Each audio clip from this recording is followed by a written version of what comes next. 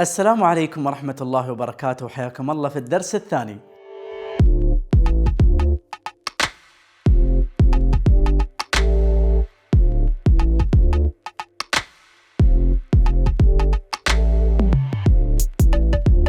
سأخبركم بشيء مهم.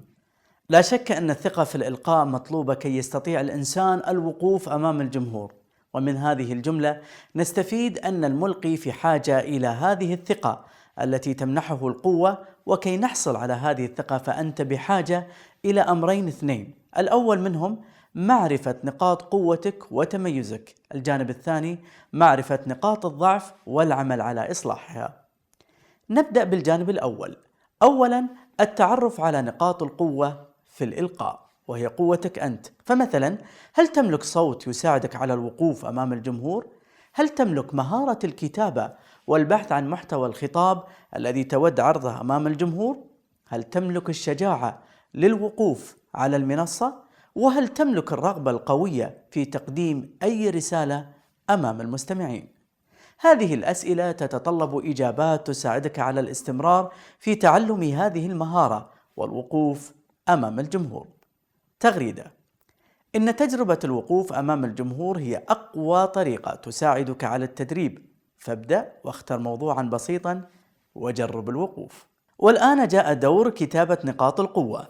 فكر جيدا في أن تركز في نقاط القوة لديك: الصوت والأداء، ترتيب الأفكار، مواجهة الجمهور، في قوة التذكر والكتابة. وكيف تعرف هذه النقاط؟ يجب أن تقف الآن وتجرب مع نفسك، وتقوم بطلب المساعدة من أحد الأشخاص كي يقدم لك تقييما على الصوت، طريقة الوقوف، فكرة الموضوع، طريقة النظر للجمهور، حركة اليدين والتفاعل. ومن المهم أن تقوم بكتابة هذه النقاط وتشاهدها بشكل مستمر.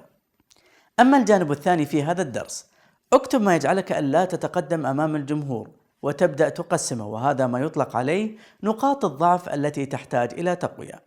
فهناك نقاط تتعلق بالكلام كالخوف من الخطأ أو النسيان أو التردد، وهناك ما يتعلق بترتيب الأفكار وطرح الموضوع واختيارها، وهناك أخطاء تتعلق بالجمهور والخوف منهم، وتوجد مخاوف تتعلق بالصورة الذهنية عن الذات، ومخاوف تتعلق بالرهبة والتوتر من الوقوف على المسرح ومسك المايك. لعلاج هذه الأمور يتطلب منا وضع خطة بسيطة تساعد على تخطي هذه التحديات. أولاً أن تقوم بتحديد أكثر المخاوف التي تتكرر معك. فمثلاً لو كتبت كثرة الأخطاء، اجتهد في وضع علاج مناسب لك، مثل كتابة الكلمات التي تخطئ فيها، مشاهدة الناجحين، التعود على اختيار موضوع مناسب يمكن طرحه أمام الجمهور. ثانياً بعد أن تحدد المخاوف الأساسية، ابدأ واكتب المخاوف الثانية التي تعطلك عن الإلقاء، مثل رهبة الوقوف من المسرح أو التوتر، وهذه تأتي بالتدريب التدريجي، وذلك بأن تتدرب في مسرح خال لا يوجد فيه أشخاص، وتبدأ تتمرن كثيرا وتختار موضوع وتتحدث بسلاسة وانطلاقة دون تلعثم.